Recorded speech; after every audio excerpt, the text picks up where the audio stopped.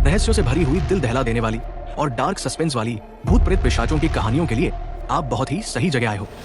इन कहानियों में दिखाई गई सारी घटनाएं और पात्र काल्पनिक है, जिसका असल जिंदगी से कोई संबंध नहीं। ऐसी ही नई नई भूतिया कहानियों के लिए हमारे साथ जुड़े रहिए। अजय के सामने एक ऐसा केस था जिसे उसने 4 साल पहले अपनी फाइलों में दबा दिया था। ये केस था गुप्ता परिवार का, जो उत्तराखंड के कालिया जंगल में सफारी के दौरान रहस्यमयी तरीके से गायब हो गया था। जंगल के बारे में अफवाहें थी कि वो शापित है। स्थानीय लोग कहते थे कि वहां एक मानवाकार प्राणी रहता है जो रात में अपनी असाधारण शक्तियों के साथ लोगों का शिकार करता है। कुछ इसे रात का शिकारी कहते थे तो कुछ इसे शापित आत्मा मानते थे। अजय ने उस पुरानी फाइल को फिर से खोला और इस भयावह रहस्य को सुलझाने की ठानी। ये कहानी है उसकी साहसिक और डरावनी यात्रा की, जिसमें उसने न सिर्फ गुप्ता परिवार के गायब होने का सच उजागर किया, बल्कि उस मानवाकार प्राणी की उत्पत्ति और शक्तियों का रहस्य भी खोला। दिल्ली की एक ठंडी रात थी। अजय अपने बेसमेंट ऑफिस में बैठा था, जो एक पुरानी हवेली के नीचे बना था। दीवारों पर पैरानॉर्मल गतिविधियों की तस्वीरें, पुराने नक्शे और रहस्यमयी किताबें सजी थी। उसकी मेज पर गैजेट्स और कागजों का ढेर था। तभी उसकी नजर एक धूल भरी फाइल पर पड़ी, जिस पर लिखा था गायब परिवार, कालिया जंगल। अजय ने फाइल खोली। उसमें गुप्ता परिवार की तस्वीरें थी। माता पिता, उनकी 12 साल की बेटी अनन्या और 8 साल की बेटी रिया। तस्वीरों में वे खुश दिख रहे थे, जैसे किसी रोमांचक सफर की शुरुआत कर रहे हों। फाइल में लिखा था कि 4 साल पहले यह परिवार कालिया जंगल में सफारी के लिए गया था और फिर कभी वापस नहीं लौटा। पुलिस ने इसे सामान्य गायब होने का मामला माना और जांच बंद कर दी, लेकिन स्थानीय लोगों की कहानियां कुछ और कह रही थी। कालिया जंगल के बारे में डरावनी अफवाहें थी। लोग कहते थे कि वहां रात में अजीब अजीब आवाजें सुनाई देती हैं, कभी गुर्राहट, कभी चीखें और कभी पेड़ों के बीच तेज कदमों की आहट। कुछ लोगों ने एक मानवाकार प्राणी की बात की थी, लगभग 8 फीट लंबा, काला और लाल चमकती आंखों वाला। कुछ का मानना था कि यह कोई राक्षस है जिसकी रात में शक्ति बढ़ जाती है और वो इंसानों को अपना शिकार बनाता है। अजय ने सोचा, 4 साल पहले मैंने इस केस को क्यों छोड़ दिया। उसे याद आया कि तब वो नौसिखिया था और उसमें इतना साहस नहीं था, लेकिन अब वो मी इन ब्लैक था। उसने फैसला किया कि ये केस उसका अगला मिशन होगा। अजय ने अपने मिशन की तैयारी शुरू की। उसने कालिया जंगल के बारे में और जानकारी इकट्ठा करने के लिए अपने पुराने संपर्कों से बात की। उसने एक स्थानीय इतिहासकार डॉक्टर रमेश तिवारी से मुलाकात की, जो जंगल की प्राचीन कहानियों का जानकार था। डॉक्टर तिवारी ने बताया, कालिया जंगल सैकड़ों सालों से रहस्यों का गढ़ रहा है। प्राचीन कथाओं में कहा जाता है कि वहां एक शापित आत्मा रहती है, जिसे कालरात्रि कहा जाता था। ये एक मानवाकार प्राणी था जो कभी इंसान था, लेकिन एक प्राचीन अनुष्ठान के दौरान उसे राक्षसी शक्तियां मिल गई। यह प्राणी रात में अपनी शक्ति को पुनर्जनन करता है और इंसानों के खून से अपनी ताकत बढ़ाता है। अजय ने पूछा, क्या यह सच हो सकता है?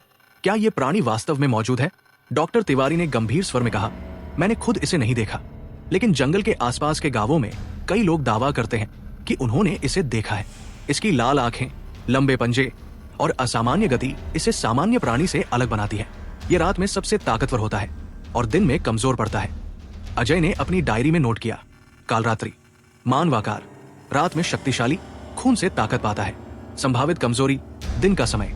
उसने अपने गैजेट्स तैयार किए, thermal camera, EMF detector, night vision goggles, drone और एक विशेष अल्ट्रासोनिक डिवाइस जो उच्च आवृत्ति ध्वनियां पैदा करता था। इन सब के साथ वो जीप में सवार होकर कालिया जंगल की ओर निकल पड़ा। कालिया जंगल दिल्ली से 300 किलोमीटर दूर था। रास्ते में अजय ने जंगल के पास बसे गांवों में रुककर स्थानीय लोगों से बात की। एक बूढ़ा व्यक्ति, रामू काका, ने चेतावनी दी, बेटा, उस जंगल में कुछ ठीक नहीं है। रात को वहां अजीब सी आवाजें आती है, जैसे कोई फुसफुसा रहा हो या चीख रहा हो। लोग कहते हैं कि वहां कालरात्रि रहता है। जो भी रात में वहां जाता है वो वापस नहीं आता। अजय ने मुस्कुराते हुए कहा, रामू काका, मैं उससे मिलने जा रहा हूं, देखते हैं वो कितना ताकतवर है। रामू काका ने सिर हिलाया, हंसी मत उड़ाओ बेटा, वो कोई साधारण प्राणी नहीं है।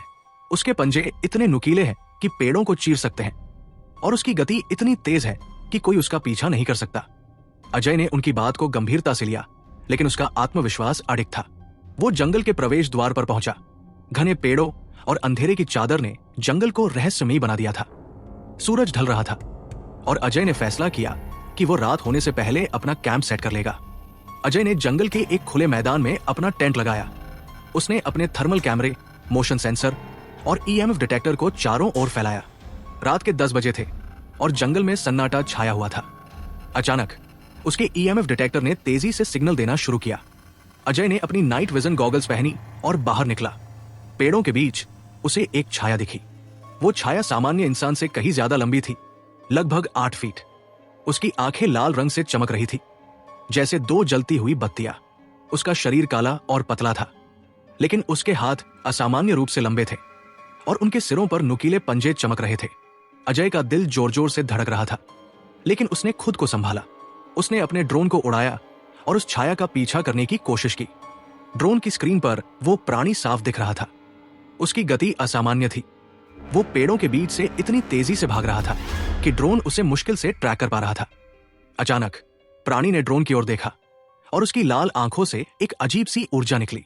ड्रोन का सिग्नल टूट गया और वो जमीन पर गिर पड़ा।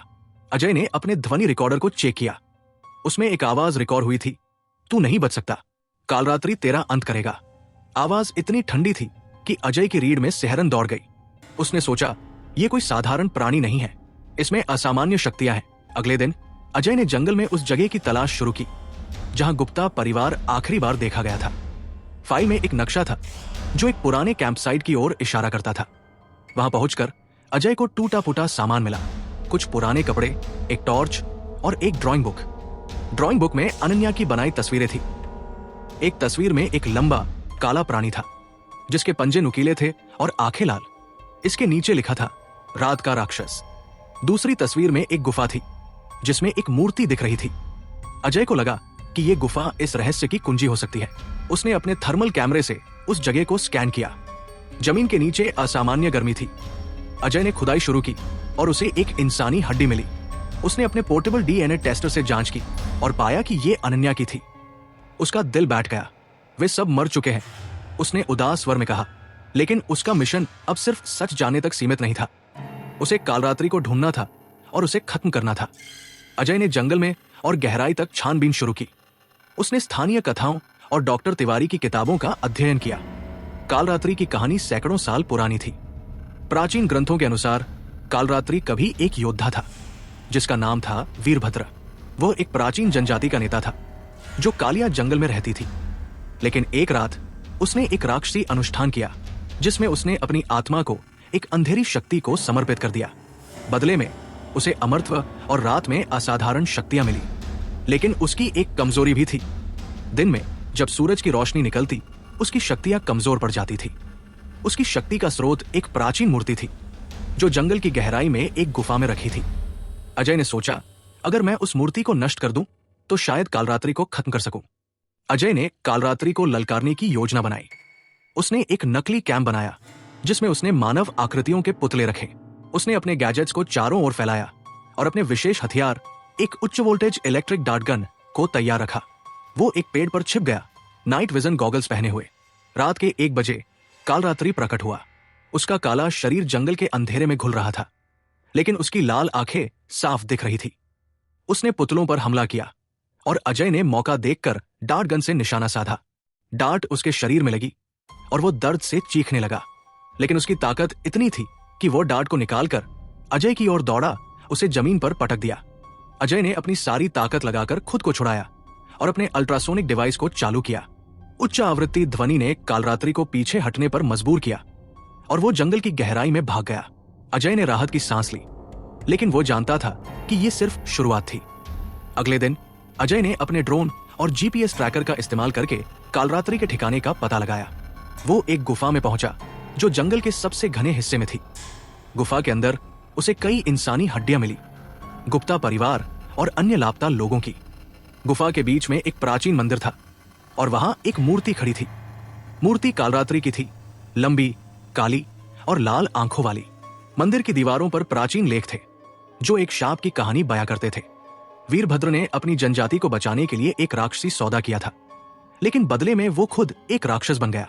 मूर्ति उसकी शक्ति का स्रोत थी और इसे नष्ट करने से ही कालरात्रि का अंत हो सकता था। अजय ने अपने बैग से एक विस्फोटक डिवाइस निकाला। उसने मूर्ति को उड़ाने की योजना बनाई, लेकिन उसे पता था कि कालरात्रि उसे आसानी से ऐसा नहीं करने देगा। रात होने से पहले कालरात्रि वापस लौटा। इस बार वो और भी क्रोधित था। अजय ने अपने सारे हथियारों का इस्तेमाल किया इलेक्ट्रिक डार्ट्स, अल्ट्रासोनिक डिवाइस और अपनी मार्शल आर्ट्स की तकनीकों का। लेकिन कालरात्रि की ताकत रात में चरम पर थी। उसने अजय को एक पेड़ से टकरा दिया और अजय के शरीर में दर्द की लहर दौड़ गई। अजय ने हार नहीं मानी। उसने कालरात्रि को गुफा के बाहर खींचा और मूर्ति के पास लाया। उसने अपने विस्फोटक डिवाइस को सक्रिय किया और मूर्ति को उड़ा दिया। जैसे ही मूर्ति टूटी, कालरात्रि कमजोर पड़ने लगा। उसकी लाल आंखें मंद पड़ गई और वो जमीन पर गिर पड़ा। अजय ने अपनी आखिरी ताकत लगाकर एक तेज धार वाला चाकू कालरात्रि के सीने में घूम दिया। प्राणी ने एक आखिरी चीख मारी और राख में बदल गया और गुफा में सन्नाटा छा गया। अजय ने गुप्ता परिवार और अन्य लापता लोगों के अवशेषों को इकट्ठा किया और पुलिस को सौंप दिया। उसने कालिया जंगल के रहस्य को उजागर किया और कालरात्रि को खत्म किया। वापस दिल्ली लौटकर उसने अपनी फाइल में लिखा, केस क्लोज, कालरात्रि खत्म। उसने अपनी काली सूट को अलमारी में रखा और अगले मिशन की प्रतीक्षा करने लगा। लेकिन इस बार वो जानता था कि उसने न सिर्फ एक राक्षस को हराया था, बल्कि एक प्राचीन शाप को भी तोड़ा था।